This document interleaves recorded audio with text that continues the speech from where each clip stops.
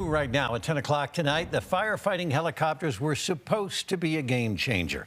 Instead, a helicopter was grounded during the state's biggest wildfire of the year. Tens of millions of dollars was spent on two state-of-the-art Firehawks, a price Colorado leaders were willing to pay so our state wouldn't have to rely on federal air support. But some crew members assigned to those helicopters now worry the program is being mismanaged. Your investigator, Karen Morford, got her hands on a tell-all internal report after sources within that unit reached out to her, concerned about the direction this program is going. Where was your last description, please? Because 5 Eagle Alpha, Alpha Depth, Charlie Alpha. Yeah, probably have one wingspan off over here. It's a scene all too familiar in Colorado. Smoke billowing from the side of a mountain. Air attack for scoopers who got downed. Communities holding their breath as crews battle flames on the ground and from the air.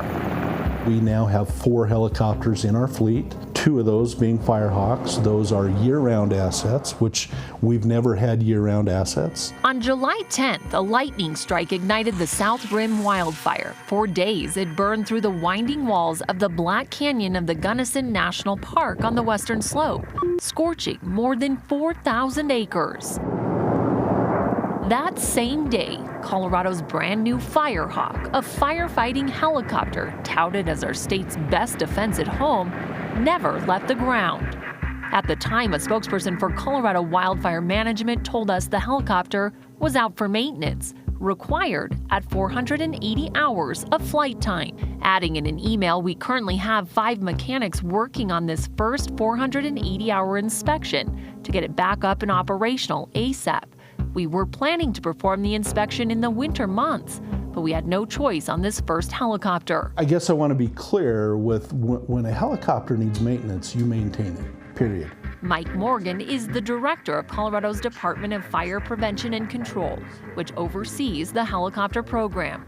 We asked Morgan about concerns from helitak crew members that the Firehawk could have been used when that fire started. I think the concern was there were hours left at that time and could have continued to be used.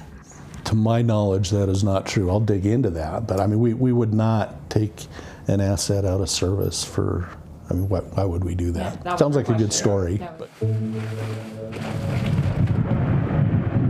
But a public records request revealed the Firehawk had not reached 480 hours.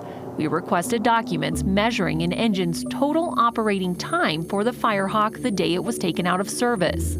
A spokesperson for the department sent us a list of numbers showing on July 10th, the Firehawk was at 367.6 hours, more than 100 operational hours short of the required maintenance. That spokesperson now says that the maintenance had been scheduled months earlier and that, quote, the maintenance team slots must be secured months in advance. We scheduled early based on projections of reaching the 480-hour threshold during the peak fire season. Firehawk 1 will go down for maintenance, and Firehawk 2 will continue, and when the maintenance is done, we'll have both Firehawks back in service.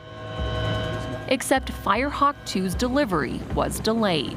Crew members who spoke anonymously with us said many questioned leadership on that maintenance decision and others. A now public 60-page workplace assessment looking at how the helitak unit is being run details their frustrations. Oh, I think the first reaction is always ouch, right? You know, that we've all been through organizational assessments or where programs have been assessed. And if you ever think that that's not going to be painful, you're kidding yourself, right? 46 helitak members were interviewed. Some said they have a, quote, lack of meaningful work and clarity about the program's mission. Another adding, it seems like we're just here for looks rather than actually operating as firefighters. And nearly all of them reported a lack of adequate training. And the result, many of them raised concerns about safety. The reality is that's expensive.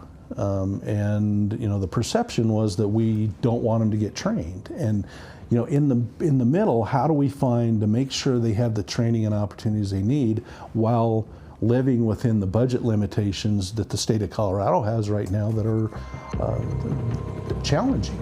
In the report, crew members repeatedly point to issues with top leadership.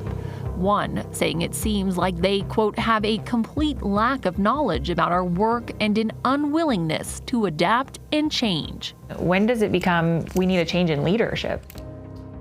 Well, I mean, obviously I can't speak to personnel matters in this conversation, but I can assure you that we're looking very closely at those themes and why and where the breakdown is and what corrections do we need to make.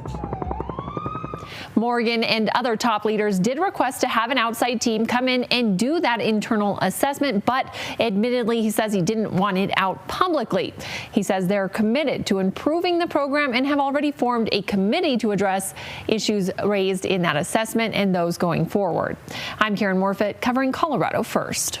Karen, as always, thank you.